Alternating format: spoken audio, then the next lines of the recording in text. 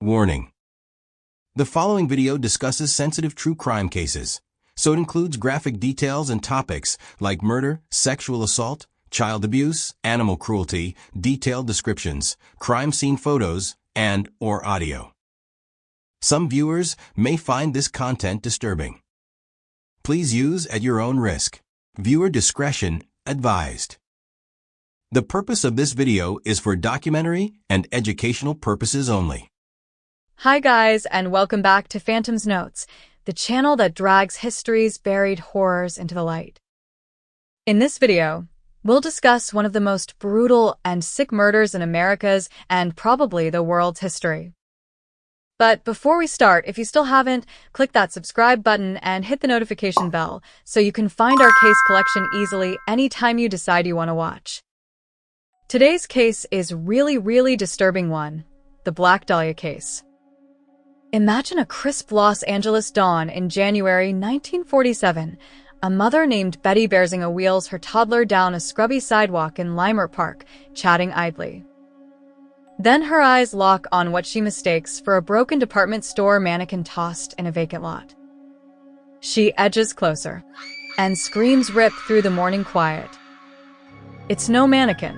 It's Elizabeth Short, just 22 years old, her body bisected with surgical perfection straight through the waist.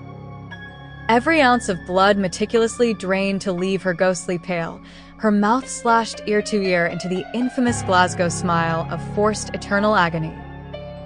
Arms flung overhead, legs spread in deliberate humiliation, organs arranged like a macabre centerpiece. This wasn't a crime of passion or panic. It was a symphony of calculated evil, staged by a mind that craved not just murder, but immortality through headlines. Over the next hour, we'll journey deep, her full, heartbreaking arc from Boston dreamer to Hollywood ghost.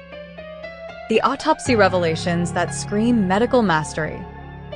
The LAPD circus of 150 suspects, taunting letters, and media wildfire that torched real justice. A forensic psychologist's blueprint of the killer's twisted psyche, his traits, triggers, and escalatory path. Every prime suspect dissected with evidence scales, linked atrocities across cities, and our signature Phantom's Notes verdict, blending FBI frameworks with original angles on motive clusters and institutional rot. Why did this surgical savant walk free? Was it corruption, coincidence, or something darker? Elizabeth Short's Odyssey, from fragile hope to fatal drift. Elizabeth Short wasn't born for headlines. She was born into quiet struggle on July 29, 1924, in Boston's working-class Hyde Park neighborhood, the third of 5 daughters in a family fraying at the edges. Her father, Cleo Short, a skilled naval shipbuilder, watched his fortunes evaporate in the 1929 stock crash. Family whispers say he faked his own suicide by vanishing into the Pacific, leaving Mother Phoebe May Sawyer to raise the girls through Depression-era grit. Elizabeth, always the delicate one, battled chronic bronchitis and asthma so severe that at 15, doctors carved into her lungs during surgery, forcing annual escapes to Florida's warmer climes just to keep breathing. High school at Medford? She bails sophomore year, her head already swirling with silver screen fantasies despite zero formal training or connections. The 1940s turn her into a classic post-war nomad. September 1943. Busted in Santa Barbara for underage drinking, just 17, and swiftly deported back east like so many GI girlfriends. Florida brings fleeting romance with Major Matthew Michael Gordon Jr., a dashing Air Corps officer who pops the question via transatlantic letter while storming Okinawa. Tragedy strikes. His plane crashes in India mere weeks before VJ Day, leaving her shattered and single. Undeterred, she washes up in Los Angeles by summer 1946, crashing on couches and slinging drinks at diners and the glitzy Florentine Gardens nightclub on Hollywood Boulevard. That haunting Black Dahlia nickname? Coined by cheeky Long Beach soda fountain clerks, riffing on her all-black wardrobe, form-fitting dresses, sheer stockings, raven hair, and the steamy 1946 film The Blue Dahlia starring Veronica Lake. She's a magnet for soldiers and flyboys, hopping hotels like the Biltmore and Olympic, but no steady gig, no safety net, just a 22-year-old hustling dreams in a city that devours the hopeful. Elizabeth embodies the post-war, lipstick loner, ambitious, attractive, unattached in a male jungle of returning vets and casting couch creeps. No verified prostitution arrests, no frigid myth substantiated. She was simply adrift, invisible until her death weaponized her image into eternal tragedy.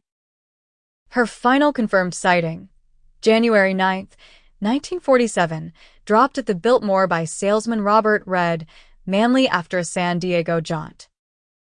She makes a flurry of payphone calls to sisters, a date, then evaporates into the city's underbelly for a missing week that ends in infamy. The crime unveiled, precision horror on display. Fast forward to that shattering January 15th dawn. Betty Berzinger, a local seamstress, wheels past a weedy Leimert Park lot, an eyesore of abandoned housing dreams amid South LA's post-war boom. At first glance, 50 feet away, it registers as a discarded mannequin torso. Curiosity pulls her nearer. Then revulsion hits like a freight train. She realizes with horror that it's a human body, Elizabeth Short. Police arrive quickly and find her naked, her body cut completely in half at the waist with frightening precision. There is no blood anywhere around her. Someone had already drained all her blood somewhere else and washed her body clean before leaving it there. When the police examine her, they see that her body has been deliberately positioned. Her arms are stretched above her head as if in surrender. Her legs are spread apart. Her organs have even been placed underneath her lower body in an unusual way. Most disturbing of all is her face. Someone had cut her cheeks all the way from each corner of her mouth up to her ears, creating what is known as a Glasgow smile. Pieces of flesh had also been carefully cut away from both her thighs and her left chest area, with the cuts made so cleanly that they suggest medical training. Dr. Frederick Newbarr, the coroner who examined Elizabeth's body, recorded these details in his official report. She was 5 feet 5 inches tall and weighed 115 pounds, with blue eyes. Her teeth were decayed, probably from poor care or medication. They found deep marks around her wrists, ankles, and neck, signs that she had been tied up while she was still alive. The cause of death was blows to her head and face that caused bleeding inside her brain. There was no evidence of sexual assault, though some physical signs suggested an attempt may have happened. The coroner's report noted unusual dilation of Elizabeth Short's rectum and relaxed anal sphincter, which typically indicate forced penetration or significant physical trauma, but no semen was found anywhere on or in her body. Her body showed early decomposition, as if it had been kept somewhere for 2 or 3 days before being left in the lot. Her stomach was empty except for a small amount of waste material, meaning she hadn't eaten recently. Nearby, police found a crumpled paper bag that smelled of gasoline, along with a faint footprint in the soft dirt from a woman's size 8 shoe, exactly Elizabeth's size. Importantly, there was no trail of blood leading to the body. This told investigators that the killer must have used a car to bring her there, probably keeping her in the trunk. Someone with knowledge of anatomy had prepared her body somewhere private first, then brought her to this public spot. What makes this discovery so chilling is how expertly the killer worked. Cutting a human body in half that way, straight through the lower spine, requires special surgical tools and training, like what doctors or morgue workers would have. Draining all the blood without leaving pools or splashes anywhere also shows medical skill. The way her body was posed wasn't just random. It seemed designed to shock anyone who found her and to insult her memory. The killer chose this empty lot near a growing neighborhood almost as a challenge to police and the public, placing her where she was sure to be found quickly. Our analysis suggests the killer may have returned to check on the scene. Animals hadn't disturbed the body much, which means it was placed there not long before Betty Berzinger found it, probably late the night before. This wasn't just about hiding a crime. The killer wanted his work displayed, like some kind of twisted message. Investigation Inferno, taunts, fakes, and systemic collapse. The Los Angeles police launched the largest murder investigation the city has seen since the 1920s. Hundreds of detectives search storm drains, drag the LA River, and even float flowers downstream, hoping the water will carry back some trace of the killer. On January 21st, a man calls the Los Angeles Examiner and calmly promises to send them souvenirs. A few days later, on January 24th, an envelope arrives at the newspaper. Inside are Elizabeth Short's birth certificate, her library card, some personal photos, and an address book belonging to nightclub owner Mark Hansen. All of these items have been wiped with gasoline, clearly to remove fingerprints. Shortly afterwards, her black handbag and high-heeled shoes are found in a nearby alley, cleaned in exactly the same way. Handwriting experts say the messages are not elegant notes from a criminal mastermind, but clumsy, cut-out letters from newspapers, almost like a cruel collage mocking the police. Once the press turns the case into front-page drama, the false confessions begin. In the first week, around 60 different people walk into police stations and claim they killed Elizabeth Short. Over the next months, that number grows to more than 500. Ex-convicts looking for attention, people with mental illness, and ordinary fame seekers who want their moment in the spotlight. On March 14th, a man in Venice Beach leaves a suicide note admitting to the murder, but investigators quickly realize that none of his details match the real evidence. Every one of these confessions is exposed as a lie. The newspapers pour fuel on the fire. The Herald Express first labels the unknown attacker the werewolf, then switches to the Black Dahlia after Elizabeth's nickname becomes public. Reporters even trick her mother, Phoebe Short, by pretending that Elizabeth has won a beauty contest, just so they can keep her talking and gather emotional quotes for their articles. A city councilman offers a large cash reward, which only attracts more hoaxers and unstable people, burying the real leads under noise. By 1949, a grand jury reviews the case and delivers a harsh verdict on the investigation. The panel criticizes the police for allowing crime scene details to leak, for repeating lurid torture stories that are not supported by the autopsy, and for failing to follow up promising suspects. In that era, there are no DNA tests and almost no modern forensic tools, and in the chaos, many potential pieces of trace evidence are never properly collected or preserved. Rumors also circulate that some detectives are too close to powerful nightclub figures like Mark Hansen, which raises the possibility that corruption or divided loyalties may have slowed the hunt. In this storm of media pressure, false leads, and internal problems, the killer remains invisible. He continues to send arrogant messages claiming that the Dahlia killing was justified, while the investigation slowly drowns under its own paperwork and headlines. Killer's psyche dissected. Who is this monster? Let's step into the mind of the person who did this. Based on how Elizabeth's body was found and the way the killer acted afterward, experts can build a clear picture of what kind of man we're dealing with. First, this wasn't some random thug or panicked amateur. The cuts on her body were made with professional medical tools and technique, the kind only surgeons, morgue workers, or military medics from World War II would know. Someone who understood exactly where to cut the spine to separate the body cleanly, and how to drain all the blood without leaving a mess. This points to a man in his late 20s to early 40s, likely educated, from a respectable background, perhaps a doctor specializing in women's health, or someone who worked around dead bodies every day. Why do we think this? Think about the planning. He didn't kill her where she was found. He took her somewhere private, tied her up for hours or even days, then prepared her body like a science experiment before driving it to that empty lot in his car trunk. He knew exactly which back roads around Leimert Park stayed dark at night. He picked that specific spot because it was near houses he wanted her found quickly, but not too quickly. And those letters and phone calls to newspapers? They show a sharp mind who could stay calm under pressure and even enjoy playing games with the police. Now, consider his personality.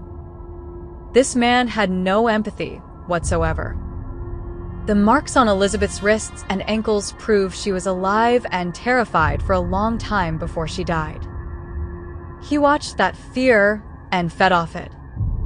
He felt powerful controlling another human completely. At the same time, he desperately craved attention. Sending her personal belongings to newspapers wasn't just bragging. It was him screaming, "Look what I did. I'm smarter than all of you." That combination of cruelty and arrogance doesn't happen by accident. Psychologists call this the dark triad, extreme narcissism mixed with cold-blooded calculation and sadistic pleasure. What drove someone to do this? Power is the main answer. In 1947 Los Angeles, World War II had just ended. Many soldiers came home angry, frustrated, feeling they'd lost control of their lives. Elizabeth represented everything they resented, a beautiful young woman who seemed free, dating soldiers, chasing Hollywood dreams while they struggled to adjust. She became the perfect target for someone who needed to prove he was still in charge. The way her body was positioned, cutting her face to destroy her beauty, these weren't random acts. They were messages of rage against women who dared to live independently. But there's more. The taunting letters suggest this wasn't his first time. Look at Los Angeles in the 1940s. There were at least 9 other unsolved murders of single women during those years, many strangled or beaten, their bodies left in ditches or alleys. What if this was the same person getting bolder? The Black Dahlia murder feels like a grand finale, more dramatic, more public, meant to grab national attention after years of quieter kills. If police had caught him then, they might have closed a dozen cases. Instead, he slipped away, possibly continuing elsewhere. Was it someone Elizabeth knew? Her missing week is the biggest clue. She wasn't grabbed off the street by a stranger. Those phone calls from the Biltmore Hotel suggest she went willingly to meet someone she trusted, maybe even went back to their place. This wasn't a random attack. It was personal. Someone she met at a nightclub or through friends, someone whose advances she rejected, turning his bruised ego into deadly rage. Our conclusion: this killer wasn't finished with Elizabeth when he killed her. The body display and newspaper games show he needed an audience. If he wasn't stopped, he would have killed again, each crime more theatrical than the last. He was local, skilled with his hands, charming enough to lure victims, but rotten underneath. The perfect predator for 1947's blind spots, too smart for the era's police work, too arrogant to stay completely hidden. Somewhere in Los Angeles, colleagues at his hospital or slaughterhouse probably heard him brag about knowing someone famous. They just didn't connect the dots. Suspects under the microscope. Do they fit the killer's profile? Police questioned over 150 people during the investigation, but only a few had evidence that actually matches our picture of the killer. Let's examine the most serious suspects one by one and see if they have the medical skills, personality, and access that would make them capable of this crime. George Hodel, the surgeon who fits too well. Dr. George Hodel was a successful gynecologist, exactly the kind of doctor who would know how to make those precise cuts through Elizabeth's body. He owned a large house called the Somerset Ranch, where police later found reasons to be suspicious. Right after the murder, workers poured fresh concrete in the basement, which neighbors said was unusual. When police secretly recorded Hodel's phone calls 3 years later, they caught him telling family members, "Suppose I did kill the Black Dahlia." They couldn't prove it then, and they can't prove it now. Not long after, Hodel suddenly left America and moved to the Philippines, where some say he was linked to other mysterious deaths. His own son, Steve Hodel, became a police detective and spent years investigating his father. Steve found handwriting on the killer's letters that looked like George's writing. He also discovered old photo negatives in his father's belongings showing strange images that seemed to match Elizabeth's crime scene pose. Most importantly, George had the arrogance we expect from our killer profile, the kind of man who would taunt police while feeling untouchable. Does he match perfectly? No DNA or eyewitness puts him at the scene. But when you add up the medical skill, strange behavior, and taped bragging, he becomes our strongest suspect. Mark Hansen, the nightclub owner with secrets. Mark Hansen owned the Florentine Gardens nightclub where Elizabeth spent a lot of time. Her address book, the one mailed to newspapers, belonged to him. Some investigators think Elizabeth rejected his romantic advances and may have seen things at his club she shouldn't have, like his illegal gambling or prostitution deals with police corruption. After the murder, one of his motel rooms was mysteriously cleaned with bleach. Hansen knew many single women like Elizabeth and had connections to important people who could help cover things up. His alibi depended on friends who worked for him, which isn't very reliable. The problem? He wasn't a doctor and couldn't have made those surgical cuts. He fits the rejected lover with connections motive, but lacks the hands to actually commit the crime. More likely an accomplice or someone who knew too much. Leslie Dillon, the morgue worker with a strange poem. Leslie Dillon worked as a bellhop for Mark Hansen and had experience handling dead bodies at a morgue. Police found a poem in his possession called "I Will Die for Dahlia," with handwriting that looked suspicious. He knew how to clean bodies and had fought in World War II, so he understood knives. But Dillon was in San Francisco when Elizabeth disappeared, or so he claims. He sued the police for wrongful arrest, then mysteriously dropped the lawsuit. Dillon matches the medical knowledge part, but his personality doesn't fit our organized, arrogant killer. The way Elizabeth's body was displayed shows careful planning, not the work of a rough bellhop. He seems more like someone on the edges of the crime, not the mastermind. The weak theories that don't hold up.